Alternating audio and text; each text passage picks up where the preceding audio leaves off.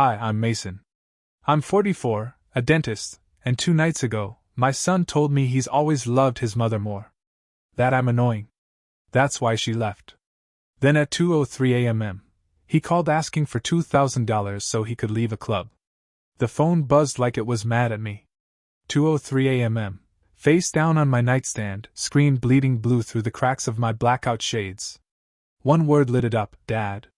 I didn't answer the first time. Or the second. Or the third. But by the fourth call, I picked up.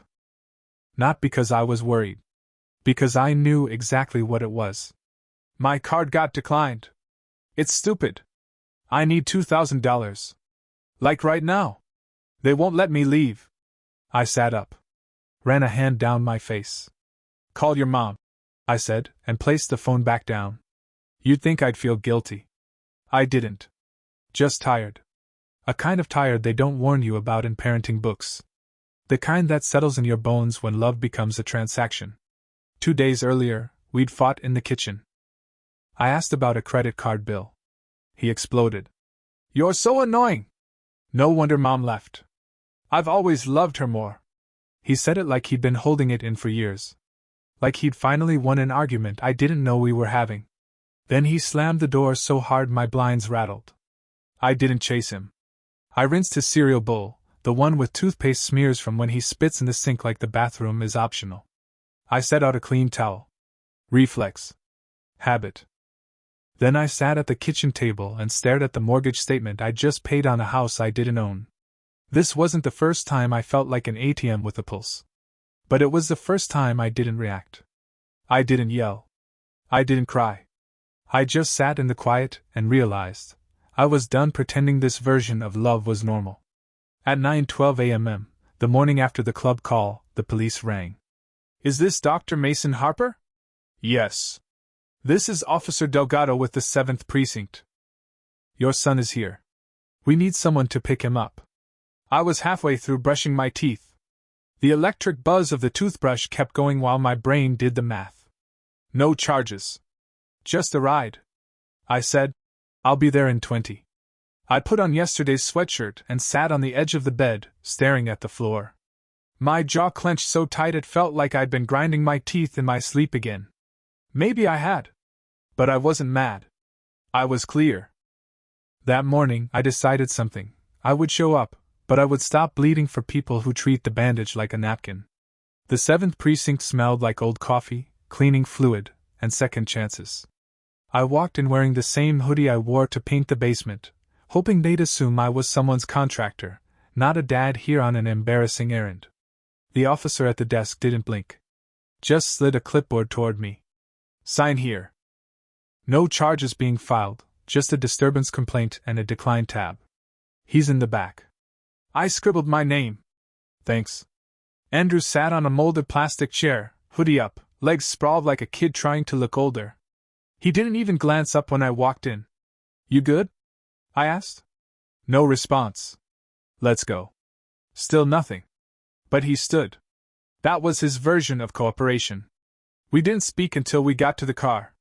He opened the door too hard. Slammed it harder. I didn't even drink. He muttered. It was a stupid cover charge. They were being jerks. I buckled in. Not my problem. He turned to me, full teenage disdain. Wow. You really don't care, do you? I care, I said, starting the engine. I just don't enable. That landed somewhere. Not sure if it bruised or bounced off. The silence between us felt full, like soup left to simmer too long. I didn't rush to fill it. At a red light, he said it again, softer this time. You're so annoying. I turned to look at him. Not mad. Not even hurt. Just done. You said that before, I replied. Right after you told me you love your mom more and that I'm the reason she left. He shifted in his seat. I didn't mean. Yes, you did, I said. And that's okay.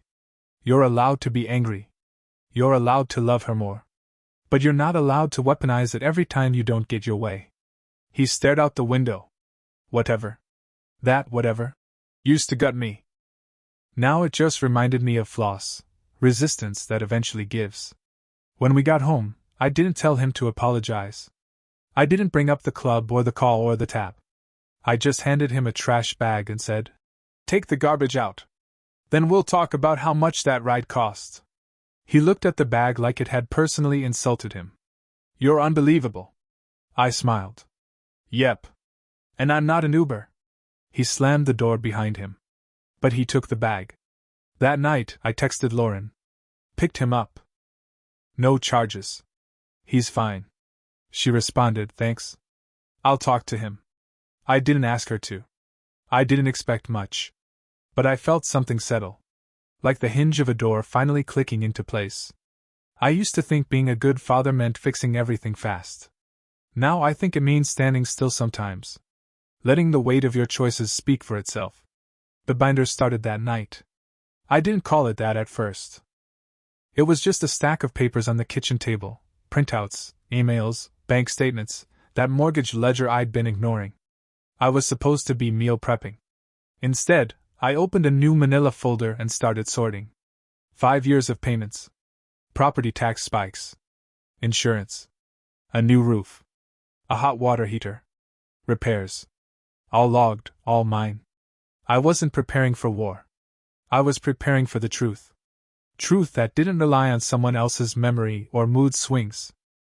2 days later, I went to the county recorder's office to get a copy of the plat map. Just a quick errand for a fence permit I needed for the downstairs unit, one I was renting out to offset the cost of a house I'd never officially owned. The clerk, a woman with glasses on a chain and a tired smile, typed in the parcel number and frowned. "Looks like there was a quitclaim deed filed on this last year," she said. "Shouldn't be," I said. She turned the monitor. There it was. My parents' names as grantors. Ethan and his wife Sheila as grantees. Not a trace of me. "That can't be right," I said. "I'm the one paying the mortgage." She printed the document. $2 per page. I paid in cash. Back in my car, I sat with the engine off, reading the deed over and over like a diagnosis I didn't want to believe. No notice. No heads up. Just a title transfer, 11 months ago. My name was nowhere. I called my mom. She picked up on the second ring. "Oh, honey," she said, sugar already melting into vinegar. "We were meaning to tell you." I didn't say anything. "It just made sense," she said. "Ethan has the kids. Stability. You understand, right? You do realize I've been paying for that house?" I said low and even. "Well, you're good with money," she said. "We knew you wouldn't mind." That was the moment. The flick. The hinge snapping. Because I wasn't even angry. I was awake. Like I'd been walking around in someone else's narrative, and suddenly I saw the margins. I went home. Pulled out every receipt, every letter, every text that included phrases like, "Thank you for taking this on," and, "We couldn't do this without you." I started the binder properly that night. Labeled the tabs, mortgage, taxes, insurance, deed, repairs, correspondence. Not because I wanted to win, but because I needed a record. Something to hold on to in a family that erased favors like dry erase boards. Andrew saw it on the table the next morning. "What's that?" "Proof," I said. He blinked. "Of what?" "That I mattered. Even when nobody clapped." He rolled his eyes. "Okay, drama king." But he didn't knock the binder off the table. Small wins? I was learning to count them. The family meeting was scheduled with all the formality of a royal execution. Sunday, 5 p.m. sharp. Mom's group text came with a digital calendar invite, as if my presence could be summoned by an alert tone and rosemary chicken. Lauren nudged me. "You going?" I nodded. "Binder's ready." "You're not gonna light the place on fire, are you?" "Nope," I said. "I'm just going to set the thermostat." She smirked. "You're getting better at the metaphors." Andrew overheard. "Wait, you're actually bringing the binder?" "Yes." "To Grandma's house?" "It's not Grandma's house anymore," I said. "Technically, it's Ethan and Sheila's. Legally, anyway."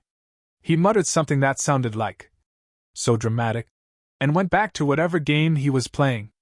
At 4:57, I parked in front of the house I'd painted, re-roofed, and financed. The porch light I installed flickered slightly, like it knew this would be a long evening.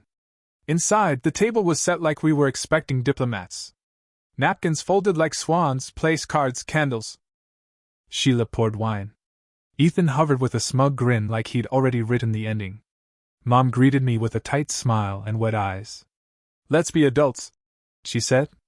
"Code for don't embarrass me in front of your brother." "Great," I said, and set the binder on the table with a quiet thump.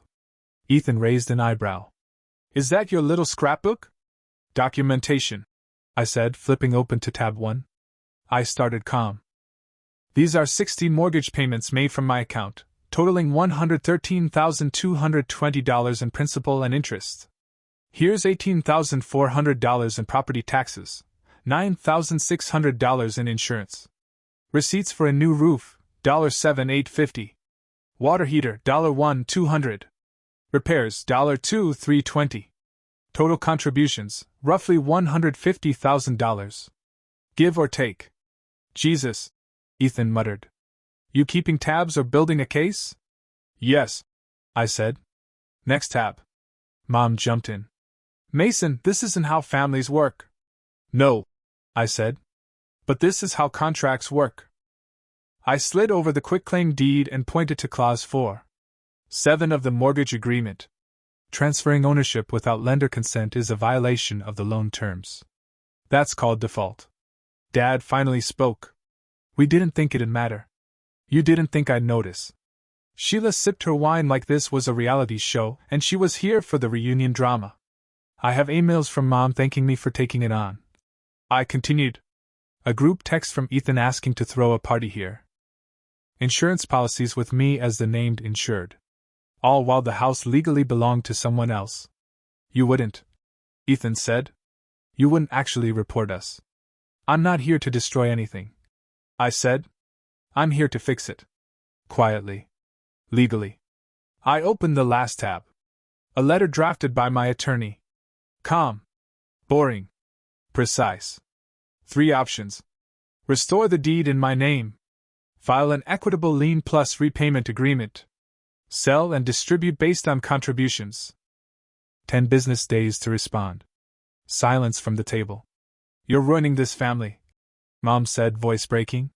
"No," I said. "I'm drawing a boundary. You're just not used to me having one." I closed the binder. "I'm going home. You know how to reach me." I left to the sound of Mom sniffling and Sheila clinking her wine glass. In the driveway, I felt like I'd just pulled a rotten tooth. It didn't fix everything. But it was a start.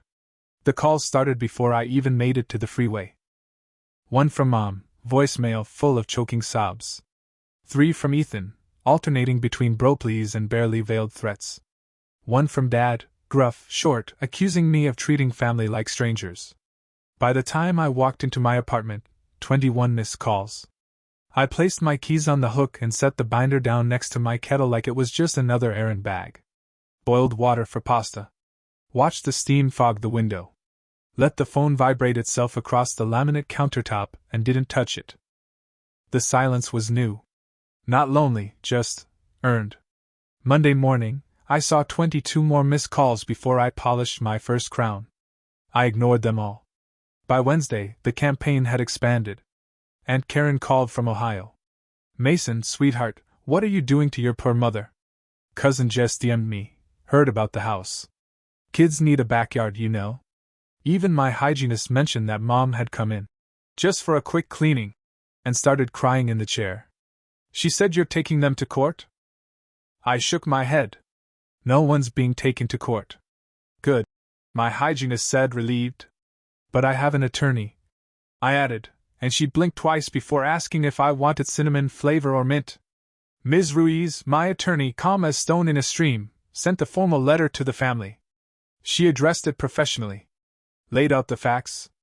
Quoted Clause 4.7. She CC'd the lender's legal inbox, nothing flashy. Just a heads up. She gave them 3 options. Again. Option 1, restore title. Option 2, create and record a lien with a repayment plan. Option 3, sell, and split based on documented contributions. 10 business days.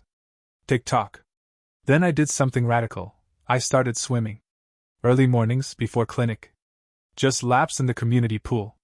No music, no phone, no binder. Just water. I liked the silence. The way it filled my ears and muffled everything. Andrew asked why I was suddenly going full Michael Phelps.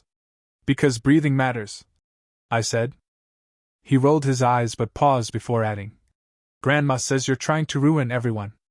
I didn't flinch. No. I'm just not subsidizing everyone. That weekend he stayed over. Ate pasta. Left his bowl in the sink. I washed it without comment. Not because I was caving. Because sometimes kindness isn't surrender, it's control. The 10 business days passed. On the 11th, Ms. Rees got a response. A new name. A lawyer. Expensive-looking font. We propose to record a deed restoring title to our client's son, Mason Harper, subject to lender consent. A repayment agreement will follow. Please advise on your preferred language for equitable lien structure. I read it twice. Then again. Then I walked down to the river and stood on the pedestrian bridge, watching the water move like it always had, indifferent, steady, free. It wasn't a victory. But it was something better. Control. The notary's office smelled like printer ink and waiting. A ficus drooped in the corner like even the plants were tired of other people's paperwork. Ethan was already there. He didn't look up when I walked in. Sheila wore sunglasses indoors like a celebrity evading charges. Dad sat stiffly, flipping through a battered magazine as if pretending this wasn't real. Mom didn't come. She texted, I can't bear to see you like this. I read it. Didn't reply. The notary, a woman with kind eyes and zero patience for nonsense, confirmed IDs, prepped the documents, and slid them across the table like a poker dealer who'd seen every kind of bluff. Initial here, here, and here. Then sign. Date. That's it. I read every line anyway. I'd waited years to be taken seriously by this family. I wasn't rushing now. The title was corrected. The lender consented. The lien was recorded. The repayment agreement signed. All legal. All clean. Ethan muttered. Hope you're happy. I'm satisfied, I said. There's a difference. Sheila leaned back. We're your family. You're also adults, I said. Who made choices. I'm just making mine too. No one argued. No one thanked me. I walked out with my copy of the notarized deed in a crisp folder. Put it in my bag like it was a dental chart. Just facts. Went to work that afternoon like normal. At 2 o'clock, a double root canal. At 3:15, a nervous patient who fainted in the chair. At 4 o'clock, a kid named Jake who told me, very seriously, that his tooth was the bravest in the class. I told him I believed him. That night, I put the documents in the binder. Not in the closet. On the shelf. Not hidden. Not flaunted. Just there. Andrew showed up that Sunday with a duffel bag and a new pair of scuffed work boots. Got a job at the hardware store, he said like it was a joke. I know. Irony. He opened the fridge, sighed. You still make boring food. Boring's reliable, I said. You like boring when your car needs gas. He smirked. Fair. I showed him the binder. Just one page, the timeline, the clause, the note from the lender. He didn't say much, just stared. I don't care about all this, he said finally. I know, I said. But I do. And I want you to understand why.